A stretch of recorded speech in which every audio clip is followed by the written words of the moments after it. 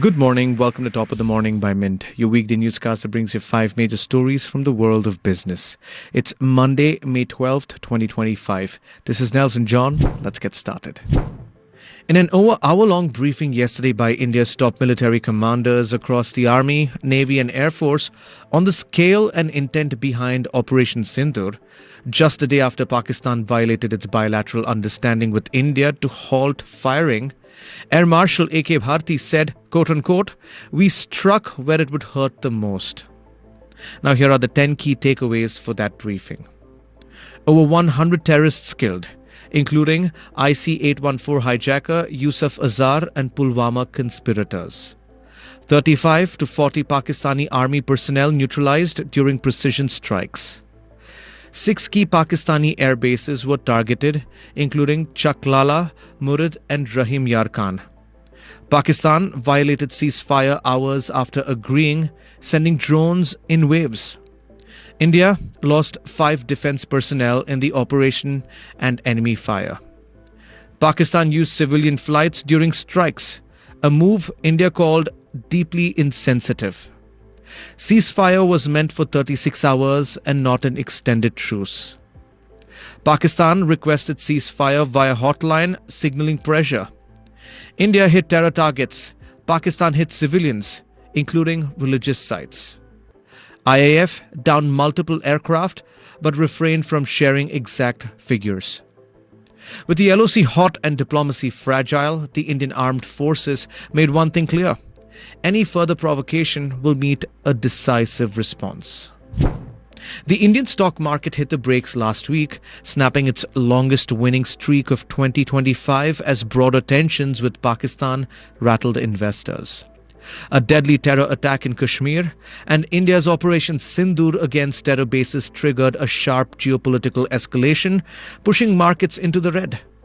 The Sensex fell over 1,000 points and the Nifty dropped nearly 339, down 1.3% and 1.39% respectively. Bank Nifty slid 2.76%, breaking below key technical levels after 3 strong weeks. 12 of 13 sectors ended in the red, with realty, banking, pharma and financials leading the fall. Mid-caps and small caps also lost ground. Despite the pullback, analysts say markets remain above key moving averages, suggesting medium-term sentiment is still intact. But a bearish engulfing pattern on the Nifty chart signals further correction ahead. Key support lies at 23,800, with deeper downside possible towards 23,200 if breached. Resistance is pegged at 24,400 to 24,600. As volatility spikes and India Volatility Index surges, experts advise caution. Stick to stock-specific trades, hedge your positions, and watch the headlines closely. For now, it's a wait-and-watch game on D Street. As military tensions flared on the Western Front, Defence Minister Rajnath Singh on Sunday inaugurated a 200-acre BrahMos missile integration and testing facility in Lucknow, symbolizing India's sharpened defence posture and commitment to self-reliance. This is a message of deterrence and strength, Rajnath Singh declared, linking the move to India's broader strategic response, Operation Sindoor. Launched in retaliation for the Pahalgam terror attack, the operation struck 9 terror bases across Pakistan and POK, including near Rawalpindi, home to Pakistan military's HQ. The new BrahMos facility is part of Uttar Pradesh's Defence Industrial Corridor, UPDIC, which has attracted 34,000 crore rupees in investment proposals, with 4,000 crore rupees already in play. Over 1,500 jobs have been created. Rajnath Singh highlighted participation from both public and private sectors with projects in UAV, small arms, critical materials, and even super alloys now underway. India has firmly declined US President Donald Trump's latest offer to mediate on Kashmir, reiterating that Jammu and Kashmir is a bilateral matter and not up for negotiations or third-party intervention. On Sunday, Trump claimed that the US helped broker the recent ceasefire between India and Pakistan and expressed his intent to work with both sides to find a solution for the Kashmir dispute, which he inaccurately described as, quote-unquote, a 1,000-year conflict.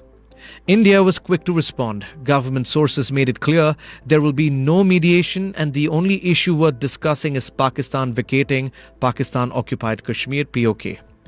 The Modi government continues to uphold its long-standing policy of rejecting foreign involvement in Kashmir affairs.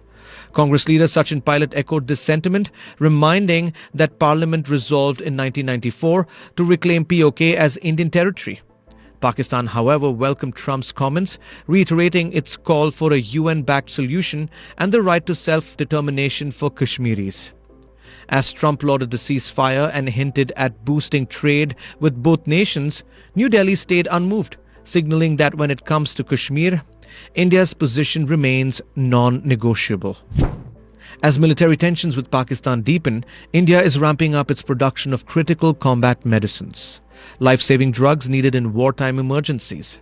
The Department of Pharmaceuticals, under the direction from Union Health Minister J.P. Nadda, is working with the National Health Systems Resources Center to draw up a list of trauma care essentials. Everything from burn ointments and orthopedic implants to blood replenishers for gunshot wounds. The goal: scale up domestic production and ensure no shortage in case of a full-blown conflict. The National Pharmaceutical Pricing Authority has also been asked to regulate the prices of these vital drugs to keep them affordable amid rising demand. "We're preparing to meet any health emergency," said a senior official, confirming that hospital readiness, mobile trauma units, blood supplies, ICU beds, and deployment of BHISHM cubes are all being reviewed. A 24/7 control center is being set up at the Health Ministry to coordinate efforts with states. The health sector is now on war footing, quietly prepping for what lies ahead. That's all for today. Thank you for joining in. We're eagerly looking forward to our next Top of the Morning episode that will be packed with the latest in business news. Until then, this is Nelson John signing off. Have a great day.